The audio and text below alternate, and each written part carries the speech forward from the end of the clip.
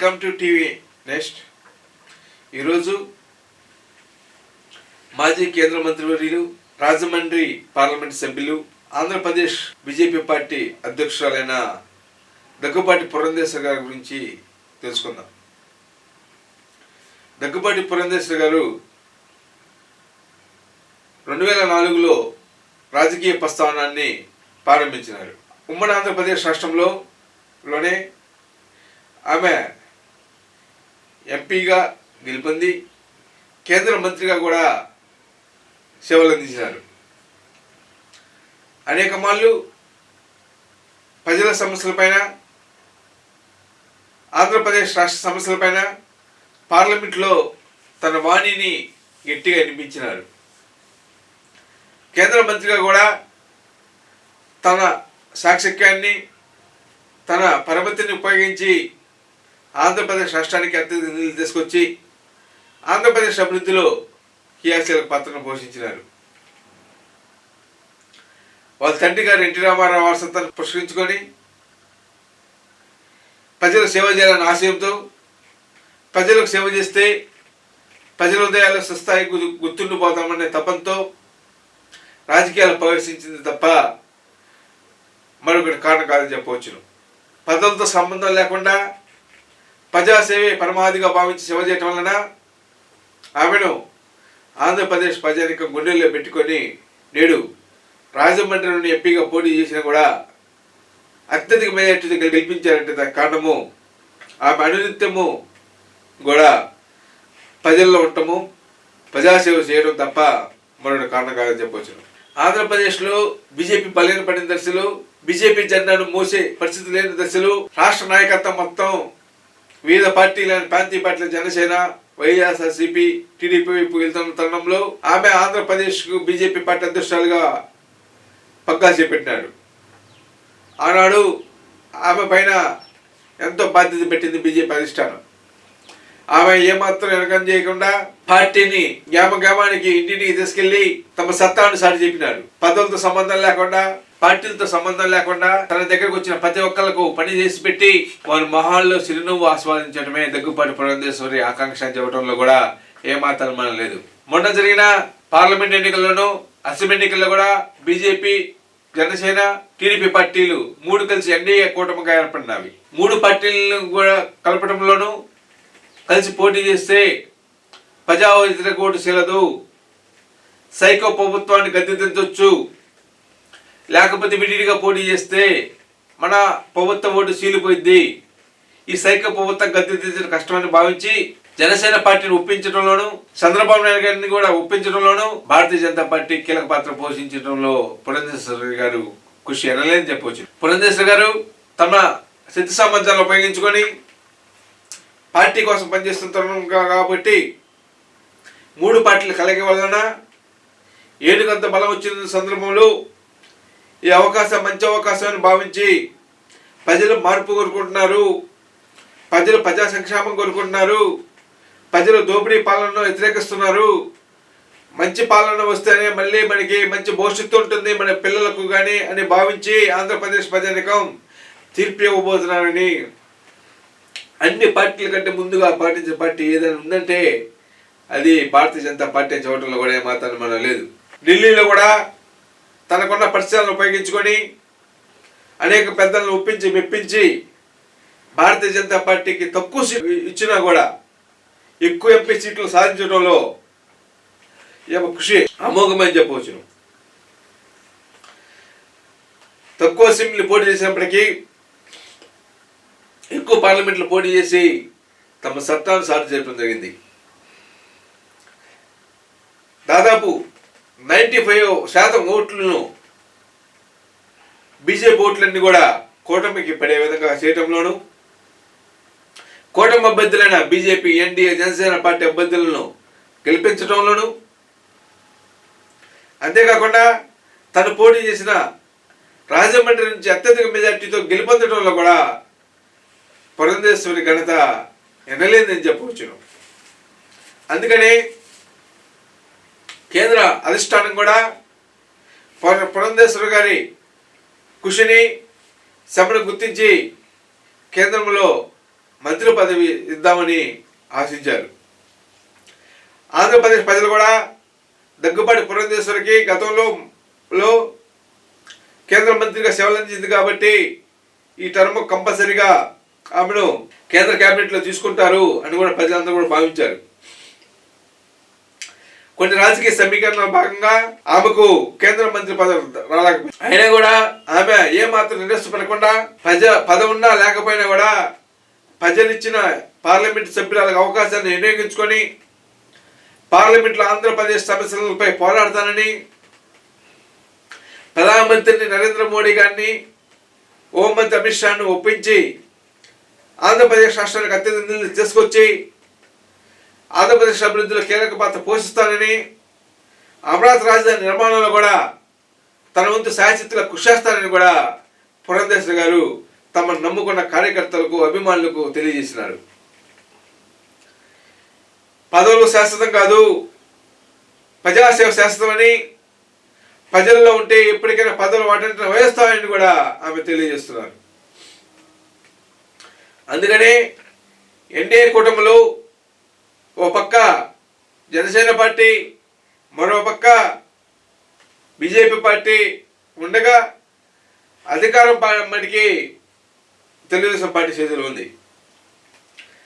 మంత్రివర్గంలో కూడా జనసేన పార్టీకి సమాన అవకాశం కల్పించారు, భారతీయ జనతా పార్టీకి అదేవిధంగా అవకాశం కల్పించారు. ఇటీవల కాలంలో విడుదలైన నామినేట్ పోస్టుల వ్యవహారాల్లో కూడా బీజేపీ పార్టీ వాళ్ళకి కూడా పెద్దపీట ఇవ్వడం జరిగింది.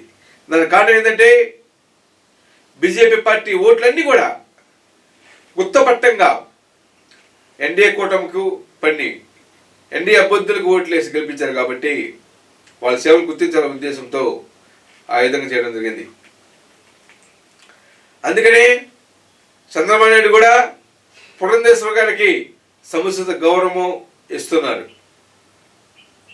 ఆమె ఏ సమస్య అడిగినా కూడా వ్యక్తిగతంగా అడగదని, అది ప్రజల కోసం అడిగింది కాబట్టి అటు కేంద్ర గవర్నమెంట్ కానీ ఇటు రాష్ట్ర గవర్నమెంట్ కానీ ఆమె అడిగిన సమస్యను వెంటనే పరిష్కరిస్తున్నట్టు దానికి కారణము ఆమె అడిగే సమస్యపై ప్రజలకు ఉపయోగకరంగా ఉంటుందని చెప్పడంలో కూడా ఏమాత్రం అనుమానం లేదు. అందుకనే నేటి కాలంలో ఒక రాజకీయాలు అంటే ఒక వ్యాపారంగా మారిన విషయం అందరికీ తెలిసిన విషయమే. వ్యాపారం అంటే రావటము, ఖర్చు పెట్టడము, మళ్ళీ తిరిగి సంపాదించుకోవడం, వాటన్నిటిని తిలోదకాలు ఇచ్చి నేటి యువతరానికి, నేను కొత్తగా వచ్చే రాజకీయాల్లో రావాలనుకున్న వాళ్ళకి, రాజకీయాల్లో యువతకు కూడా దగ్గుపాటి పురంధేశ్వరి గారు ఒక ఆదర్శం అని చెప్పవచ్చును. తన నాన్నగారు ముఖ్యమంత్రి ఉన్న సమయంలో కానీ, తాను మంత్రి ఉన్న సమయంలో కానీ, పార్లమెంట్ సభ్యురాలుగా ఉన్న సమయంలో కానీ, ప్రస్తుత పార్లమెంటుగా సభ్యురాలుగా ఎవరు ఉన్న సమయంలో కానీ ఆమె పైన ఎలాంటి అవినీతి ఆరోపణ రాలేదంటే ఆమె ఎంత నిజాయితీగా, నిక్కచ్చిగా రాజకీయాలు చేస్తున్నారో మనం అర్థం చేసుకోవచ్చును. దగ్గుబాటి పురంధేశ్వరి గారిని చూసి ఆడవాళ్ళు కూడా రాజకీయాల్లోకి వచ్చి తమ సత్తాలు చాటాలని, అటు అసెంబ్లీలోనూ ఇటు పార్లమెంట్లో కూడా ఆడవాళ్ళ సమస్యలపై పోరాడి వారి హక్కులను కాపాడుకోవాలని, తమ రాష్ట్రానికి కానీ నిధులు తీసుకొచ్చి మంచి పనులు చేయాలని కూడా దగ్గుబాటి పురంధేశ్వరి గారిని చూసి నేర్చుకోవాల్సిన అవసరం అంతా ఉంది. ఎన్డీఏ కూటమి కానీ అభ్యర్థుల్లో గెలుపొందిన సందర్భంలో కానీ ఆమె ఒకే ఒక స్టేట్మెంట్ ఇచ్చారు. రాజకీయాలు అనేది ఎలక్షన్ వాడికే, ఎలక్షన్ దాటినాక ఆంధ్రప్రదేశ్ ప్రజానికి మొత్తం మనం పెట్టలే, ప్రతి ఒక్కరికి సేవ చేయాలి అని చెప్పిన ఒక ఏకైక నాయకురాలు ఎవరంటే ఒక దగ్గుబాటి పురంధేశ్వరి గారిని చెప్పడంలో కూడా ఏమాత్రం అనుమానం లేదు. దగ్గుబాటి పురంధేశ్వరి గారి అధికారులు లేని సమయంలో ఆనాటి ముఖ్యమంత్రి వైఎస్ జగన్మోహన్ రెడ్డి గారు అనేక ఆమె పైన కానీ ఆమె కుటుంబ సభ్యుల పైన కానీ అనేక నిందలేయడం జరిగింది, అనేక అవమానాలు పరచడం జరిగింది. కానీ దగ్గుబాటి పురంధేశ్వరి కానీ వాళ్ళ భర్త వెంకటేశ్వరరావు కానీ వాళ్ళ కుమారుడు చెంచురామయ్య కానీ అప్పుడే జగన్మోహన్ రెడ్డి పైన ఎలాంటి విమర్శలు చేయలేదు, ఎలాంటి కామెంట్ చేయలేదు, వాళ్ళు మౌనంగా ఉన్నారు.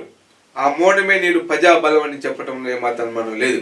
అందుకని రాజకీయాల్లోకి వచ్చినప్పుడు కానీ రాజకీయాల్లో రాకముందు కానీ ఉన్నారో తమ వ్యక్తిత్వాన్ని తన మంచితనాన్ని కాపాడుకుంటున్నారో నేడు కూడా అదే విధంగా ఆమె కృషి చేస్తుందని చెప్పవచ్చును. పదవులు శాశ్వతం కాదు, ప్రజాసేవ శాశ్వతమని నమ్మిన ఏకైక వ్యక్తి ఎవరంటే దగ్గుబాటి పురంధేశ్వరి చెప్పవచ్చును.